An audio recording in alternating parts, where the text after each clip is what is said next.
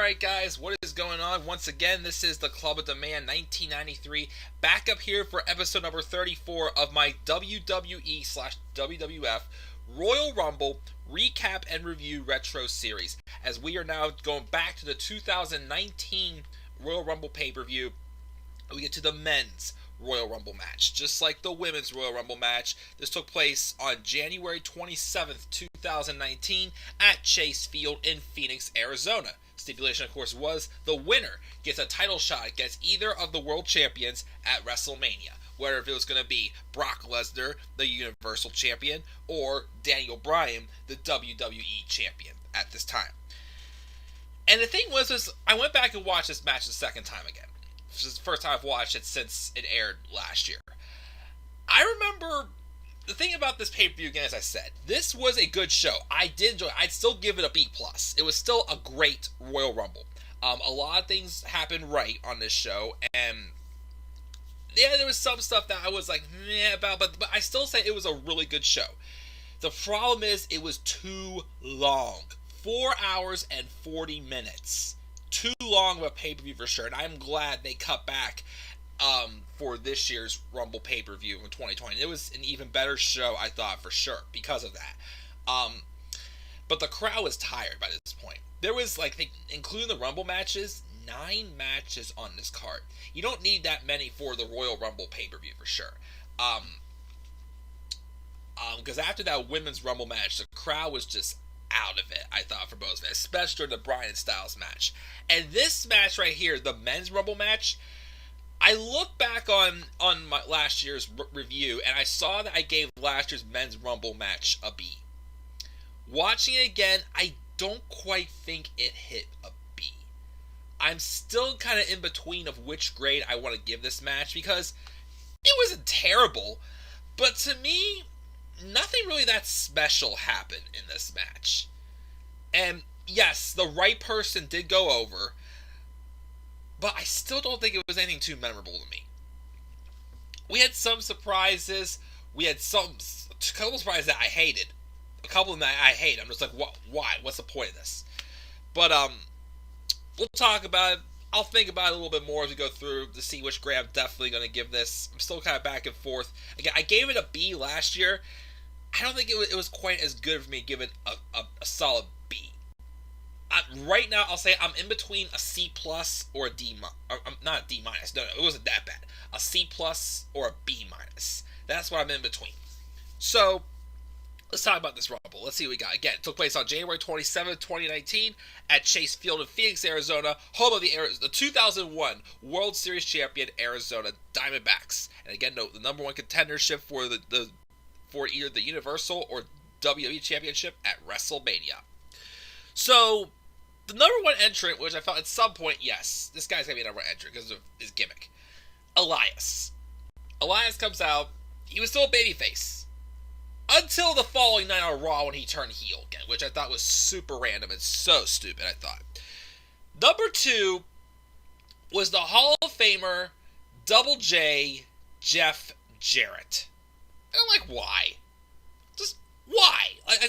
Why is he here?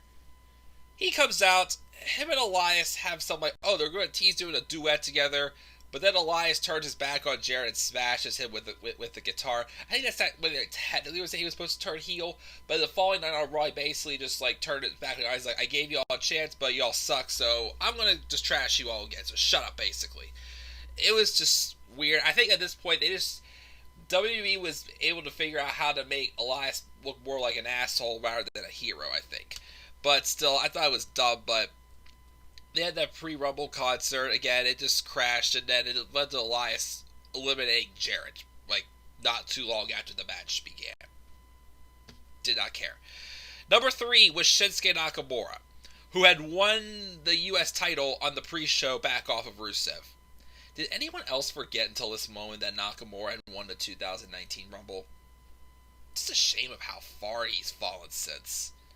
And I saw this, I'm like, man, he'd be like a favorite to win if he was booked right, but he was a nobody now in this Rumble, to me, even though he was U.S. champion.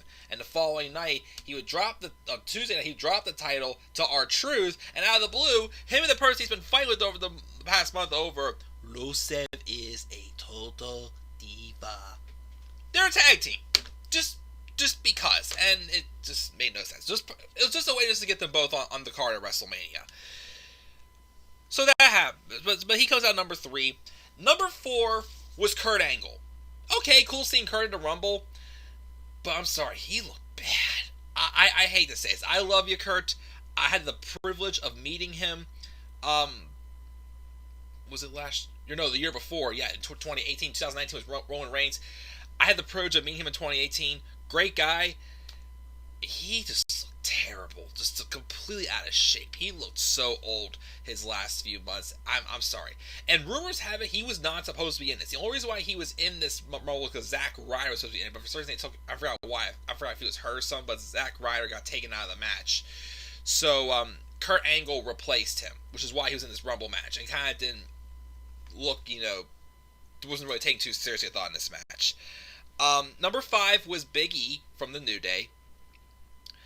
And then Shinsuke Nakamura would then eliminate Kurt Angle. Number 6 is a nice surprise. Johnny Gargano, who just won the North American Championship the night before. That was a good surprise. I like that Johnny got to have some time in this match. Of course, around this time, he's going to be up in the main roster some this year. Again, he whooped. If it was this whole idea of, I think if NXT did not get moved to USA Network, Johnny Gargano may have gone to the main roster after TakeOver Toronto 2 with that send-off he got. I think that was and Johnny even said in his promo in his lead up for his match against Finn Balor, he got the call back in August, but he chose to stay. I don't know if he's going to go up this year, or if he's going to be like Tommaso Ciampa and stay in NXT because he doesn't want to go to the main roster. But to me, if he wouldn't, it would kind of veer away from that story of him and Ciampa saying that NXT is not big enough for the two of them, pretty much. Who knows? But Johnny came out at number 6. Good surprise to see him and get his moments with some of these bigger stars. Number 7, I completely forgot about him. He's been out injured for a long time. I'm surprised he's not back yet either, but who cares? Jinder Mahal came out at number 7. And I remember he got in there, did his usual stick, nobody cared, but then Johnny Gargano eliminated him. So that was nice they gave Gargano an elimination. But also, right after that, it was weird. The Singh brothers got involved in the match, and then, they just got their butts kicked and thrown out like they were nobodies, as they are. And they were thrown out of the Rumble match. Number 8, Samoa Joe. This is Joe's only Rumble appearance, I believe. I don't think he... No, I'm sorry. He was in this year's Rumble, but this was his first Rumble appearance since the year before he was hurt.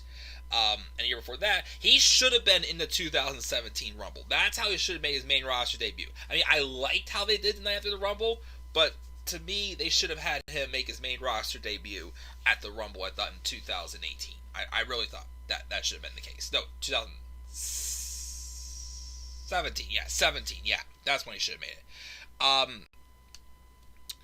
So we have Samoa Joe come out, and he eliminates Big E. Number 9 was Kurt Hawkins, who was still on his long losing streak of like 200-some match of however long it was. So he gets in the match, and it looks like he's going to be eliminated quickly because Samoa Joe goes to choke him out.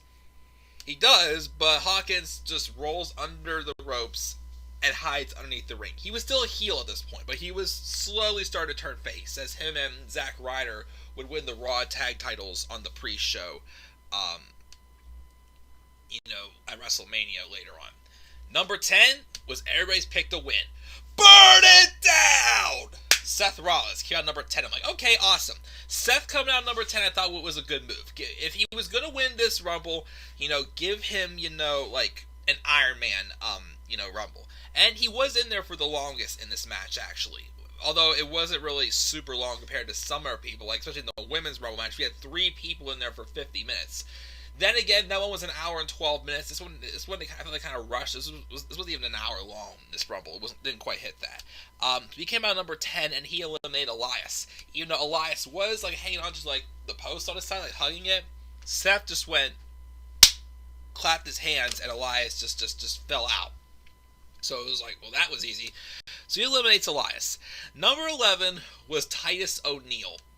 Now, of course, the year before at the Greatest Royal Rumble, which again, I am not doing a review for the Greatest Royal Rumble. I tried to do live reactions for that when I got back from my Seattle trip, because that pay-per-view took place while I was in Seattle, and I just thought it was boring. It was pointless. I'm like, I'm not doing it. So the Greatest Royal Rumble, again, as I said how many times, is not going to be in this recap and review series. So obviously the year before, Titus tripped on his way down to the ring and fell underneath the ring. So it's basically Titus like being cautious, like, uh-oh, I don't want to trip again. He didn't trip, but he saw Kurt Hawkins underneath the ring. And he goes chasing after Kurt Hawkins under the ring. They came out. Hawkins runs back in. Titus goes after him, but then Kurt ducks, and then Titus just flails and flies over the ropes. So technically, Kurt Hawkins did get an elimination. But he didn't last much longer, as Joe would then eventually eliminate him. Joe actually was in there for quite a bit. He was in there for about 25 minutes, which I like that they gave him that. Number 12 was Kofi Kingston. I sat there and I thought again, I would not be thinking at this time that Kofi Kingston was going to WrestleMania to face Daniel Bryan for the WWE Championship. I did not see it happening at all at this point. Not until the Elimination Chamber pay-per-view, or the Gauntlet match maybe, but definitely at Chamber it came real to me. But he came out. Number 13 was Mustafa Ali. Mustafa Ali was actually in there for 30 minutes. And this was right before, again, the whole Kofi Gauntlet thing. Because, again, he was one of the... Again, there was two original plans for WrestleMania before it ended up being Kofi and Bryan. First, it was supposed to be Bryan and Owens.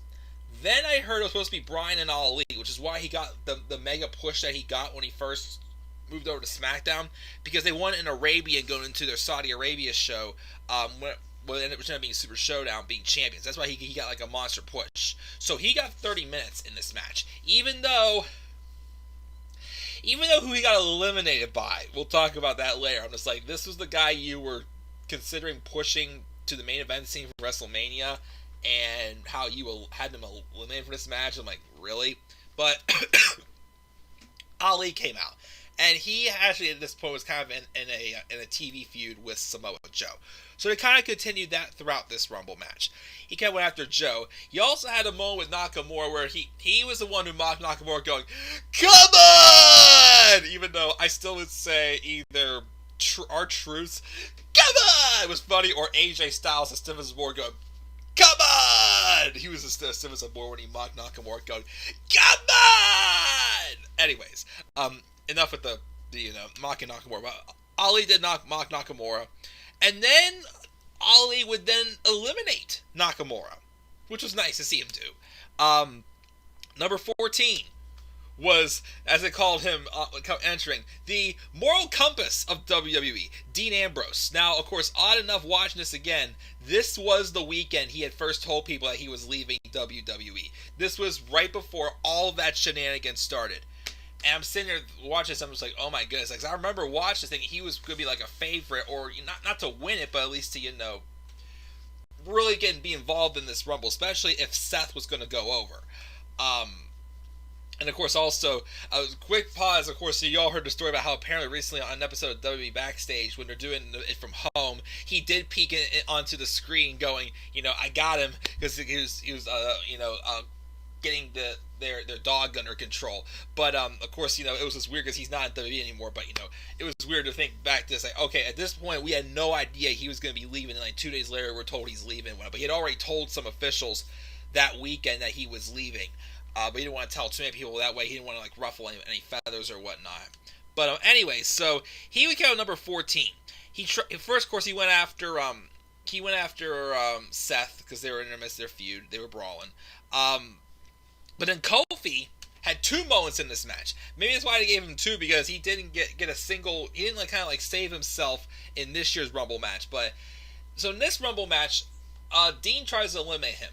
But then Kofi kind of lands how Ember Moon did when she saved herself, hanging from the ropes. But Kofi didn't even have the ropes to hang from. Kofi just landed on his hands. And I'm sorry, no. He landed on his side. So one leg touched the floor, the other one did not. He was able to get both feet on the apron. And he rolled his feet on the apron to get back to the metal steps to save himself. That's the first of 2 times he saved himself from this match. And then Johnny Gargano had a nice, run-in with Ambrose that went good, but then Ambrose would eliminate Gargano. But he got a good amount of time in there. Johnny eliminated Jinder. I like Johnny's performance in the Rumble. Next up was No Way Jose. Came out with the stinking conga line, and then immediately got eliminated by Samoa Joe. So it's like, bye-bye, Jose. So that happened. And then number 16 was Drew McIntyre. Remember, he came out number 16 this year and won. But last year, I was a tad bit disappointed with McIntyre in the Rumble this year. I felt he could have lasted a little longer. I mean, the way he was eliminated, I got it, but at the same time, it's like, what's it going to really do? So I guess I was a touch disappointed. I wanted him to be in the Final Four. He was one person I think I definitely felt should have at least been in the Final Four for this Rumble, or at least towards the end, like Final 6 or something like that. He came out, he beat down on No Way Jose in the conga line before getting in the match. Number 17 was Xavier Woods. When Woods came out, though, Kofi got knocked off the apron again. But he kind of like, did like a Panama Sunrise or something similar to maneuver on Xavier Woods. But both of Kofi's feet not touch the floor again. So Woods kind of wrapped him up and had them ride back to back on each other with his legs wrapped around Woods' armpit and whatnot. And that's another way how they saved Kofi from getting back out of the match, which was fun. Until they get into the match, and then McIntyre will eliminate both Woods and Kofi. But of course, they got Woods up, and then they kind of botched Kofi's elimination, so Kofi got eliminated then. Number 18 was Pete Dunne, which I like that one as well. I thought he had a couple good physical encounters with Aleister Black. Got a little ahead of myself there, gave away one of the surprises, but since I already said it, there was a point in the match where Aleister Black actually got his fingers, snapped by Dunne, and he actually popped his finger back into place, which was nice storytelling there. But he also had some runs with McIntyre, with Rollins, with Andrade when he got in the match. He had some pretty good spots, I would say, in this match. Pete Dunne, definitely for sure, a good representative for the UK at the time. I don't think we had anybody from the UK in this year's Rumble. I don't think, as far as I know. Well, we had Tony Storm this year for the women. For the men, I don't think we had anybody. I'll refresh myself when I get to the 2020 Rumble pay-per-view review. But that was number 18. Number 19 was Andrade Cien Almas, who we were reminded he lasted 30 minutes in there the year before as the NXT champion. And this year he actually got to the Final Four, and he actually lasted about 25 minutes. So Andrade had a solid performance in this Rumble. I'll give it to him. Number 20 was Apollo Crews. Number 21 was Aleister Black. This is when Aleister came out, and I was excited because I felt it was definitely needed. Thought he was going to be going to the main roster after his loss to Ciampa, but they had him and Ricochet do that last run to win the Dusty Rhodes Tag Team Classic and put a really good match against War Raiders before they were the Viking Raiders at TakeOver New York. So Aleister Black came out, and Aleister Black eliminated Dean Ambrose. It was not too long ago he got in the match. He eliminated Dean Ambrose, which I was surprised. That's where I was kind of like, okay, something's a little not right. Again, this is before we found out Ambrose was leaving. But the way Ambrose was eliminated, he kind of knocked him on a rope, and Ambrose was just accepted, okay, I'm out, goodbye, whatever. I hate this, basically. Which is probably what he was thinking, because he's like, I'm done with this crap. But again, he just didn't want to burn any bridges, especially for his wife also. Number 22 was Shelton Benjamin. And then, one of my favorite moments of this Rumble. Not so long after Benjamin got into the ring, Mustafa Ali eliminated Samoa Joe. And remember earlier I said, Joe and Ali were kind of having the feud right then. The look on Joe's face when Ali admitted him, he's like, that's right. And Joe's like, you. Ali, run for it. Yes, that was another big elimination for Ali, but again, who he got eliminated by, I still can't believe it to this day. And we'll get to that shortly. But so Joe got eliminated. Number 23 was Baron Corbin, when he was starting to be super hated because of how bad he was as Raw General Manager. And by the end of the year, next year, he was brutally hated. It's just a shame. Although I'd rather see him in his King attire than his TGI Fridays outfit, as we all called it. But He would eliminate Apollo Crews. Number 24 was Jeff Hardy, and then who came out in like a salmon-looking outfit. I thought was awkward.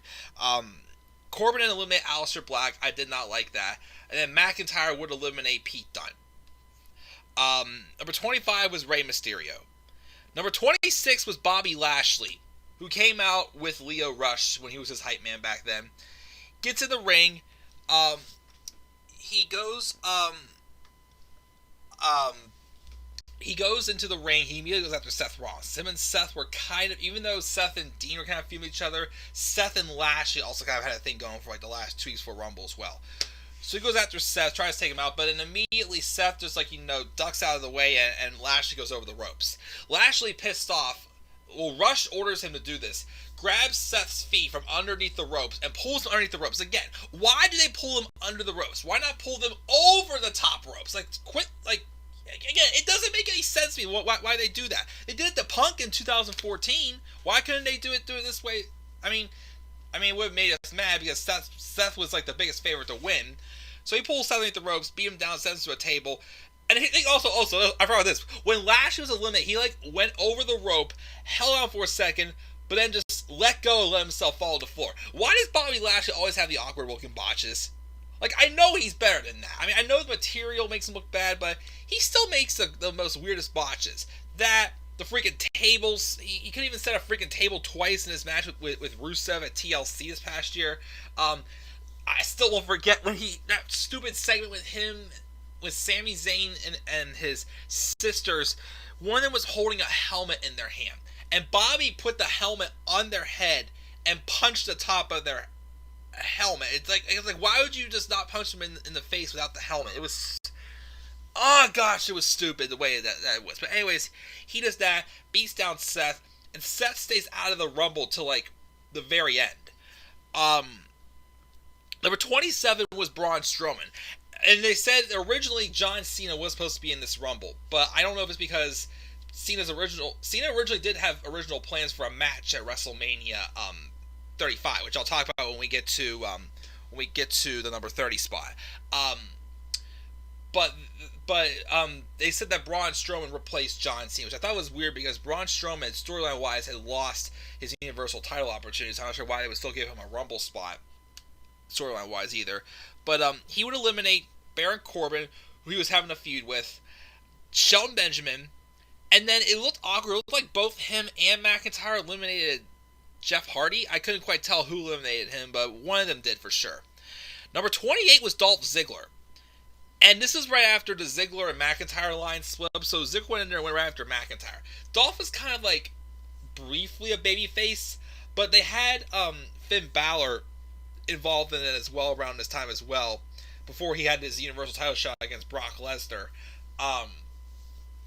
Ziggler goes in there and he basically goes after McIntyre and he eliminates McIntyre to get his comeuppance. So, okay, but again, what was that going to do for Dolph? At this point, we gave up. If this was Dolph back in 2015, then I'd say cool, that's awesome. But I'm like, okay, what's this going to do for Dolph though? He's not going to get any serious push. I mean, yes, he would feud with Kofi for the championship. Because remember, it should have been me, as he kept saying. Yeah, that was what it was. I got it for a while, but then it was still not that special. Number 29 was Randy Orton, and then number 30 was R-Truth. Now, again, R-Truth got the number 30 spot because him and Carmella won the Mixed Match Challenge. So the winners of the Mixed Match Challenge each got the number 30 spot in the Rumble matches. So I'm like, okay, somebody's coming out. I thought this was going to be when Lars Sullivan came out. And rumors have it was supposed to be Lars coming out and beating down on R-Truth and replacing him in the match. I also heard that Lars Sullivan was supposed to get Eric Rowan's spot as being Daniel Bryan's, peer, whatever, significant peer or whatever.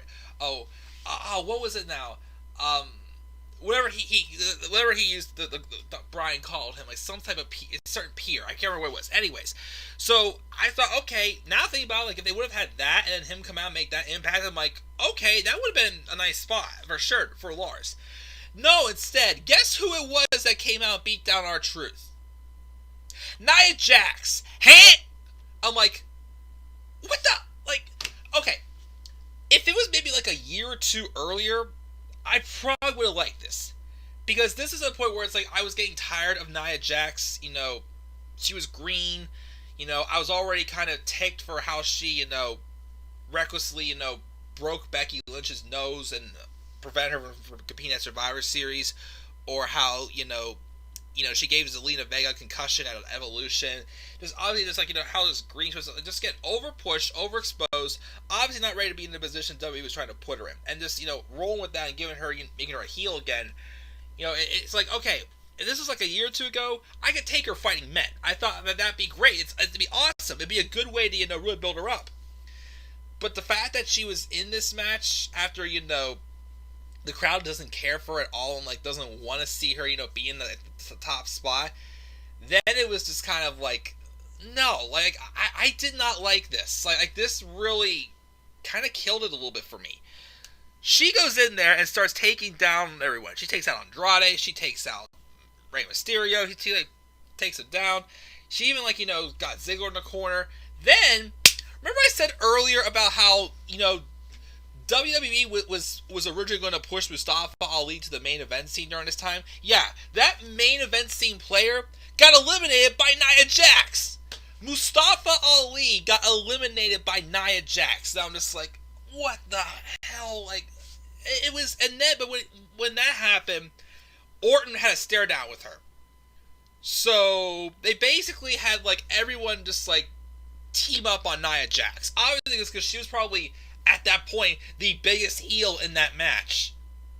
It's a shame, like, you'd want to see, like, if a woman was making a statement in a men's rumble, you'd want to see it happen. Nobody wanted to see this. So literally all of the men just beat down on her, and it's like, you kind of feel bad because it's like a really lopsided thing, but it was just like, it was so Enzo Amore-ish. Like, like everyone in the Rumble was just was beating the crap out of Nia Jax. Dolph Ziggler super kicked her in the chest. I'm just like, I guess Dolph got that super kick, the breast or whatnot, which I just cracked up about that. One or two people got offense in on her.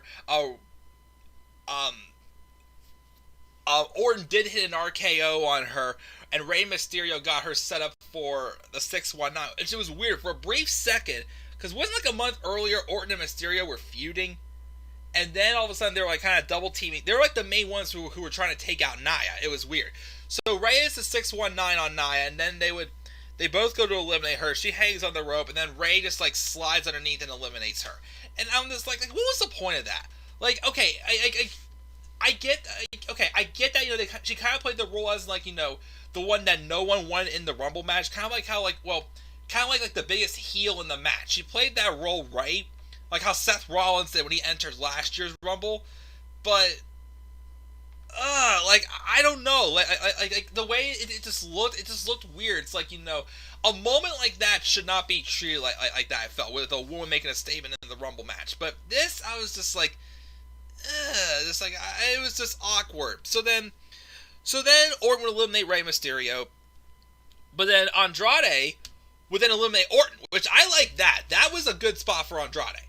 The final four, which we didn't realize at the time because Strowman had been, gone through the ropes and was out of the match for a little bit. Seth Rollins was still out since Bobby Lashley had beaten down on him. So the final four, though, was Andrade, Ziggler, Strowman, and Rollins. Weird, but okay. Again, I'd rather have had. I think I would have accepted it a little bit more if, like, maybe like McIntyre or like somebody was in the final four, or like Joe, or even Ali was in there in the final four, or Ambrose, or Aleister Black. For crying out loud, Aleister Black could have probably gotten a little more time in the Rumble, I thought.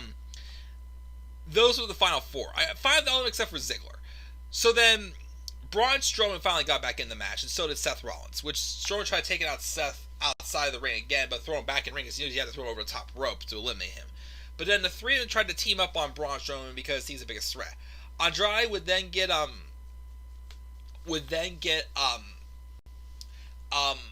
thrown out by Strowman, and then both Rollins and Ziggler were on the apron, but then Rollins got out of the way and Ziggler got eliminated. So it came down to Strowman and Rollins. They had a pretty good, David and Goliath back and forth battle. Strowman almost eliminated Rollins a couple times, but then finally they were both on the apron. Rollins had shoved Strowman into the post, got him down on one knee, hit the curb stomp on the apron. That's how he eliminates Strowman to win the match. So the right person did go over. I just didn't think Seth did too much in this Rumble match, though. Nothing too memorable. I mean, yes, he eliminated Elias. He eliminated who else did he eliminate?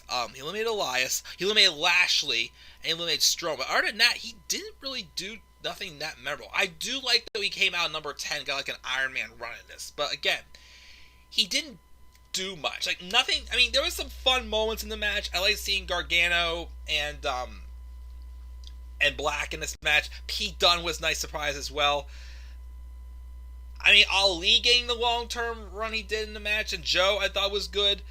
I wasn't a fan of the stuff with Elias and Jeff Jarrett. I definitely did not like Nia Jax being in this match. And I don't know, there wasn't really nothing too memorable I felt that came out of this match. It was just, I'll say it was decent to solid. Which I thought about, if Seth didn't win this, I'd probably give this a C+. But since Seth did win this, I'll give it a B-. So this Rumble gets a B-. Seth was in there for the longest for 43 minutes. This Rumble was a total duration of 57 minutes and 35 seconds. Braun Strowman had the most eliminations also with 6. We all know that Rollins going on the WrestleMania to dethrone the Beast, Brock Lesnar, become the Beast Slayer, and then 1 year later be one of the most hated men in WWE because of, you know, how he acted on Twitter and whatnot. But so yeah, I'll give this Rumble a B-. Again, it was okay. Again, it wasn't as good as I thought it was. It's just nothing too memorable happened. But there were some fun spots in this Rumble, so I'll give it that. Again, also the crowd was just not as into it because this show is 4 hours and 40 minutes long, way too long. And I am glad they cut back at this year's Rumble, which will be the next pay-per-view review that I do, which will be next. It'll be sometime later today. I will do my Royal Rumble 2020 pay-per-view review. And of course, next year I will continue this retro recap and review series for the 2020 women's and men's Royal Rumble match that I did this year. So, guys, B- for the men's Royal Rumble in 2019. Again, what are your thoughts on this Rumble, guys? We talked about surprises. What you think of Nia Jax being in this Rumble match? What about, also, I didn't like Kurt Angle's appearance. Kurt Angle was awful. But what are your thoughts on all of that stuff? Leave your thoughts down in the comment section below. There's always a slap a like on the video. Subscribe or comment on my channel. Follow me on Twitter at DemandAir93. Until then, guys, I will see you guys all later on tonight, probably for my Royal Rumble review and also my SmackDown. Actually, I'm sorry. Probably SmackDown review and my Rumble review. Which in my SmackDown review, I will give my thoughts on Roman Reigns pulling himself out of WrestleMania 36. I will give you my thoughts then. So until then, guys, have a great rest of your day. I will see you guys later on tonight. Peace out, everybody.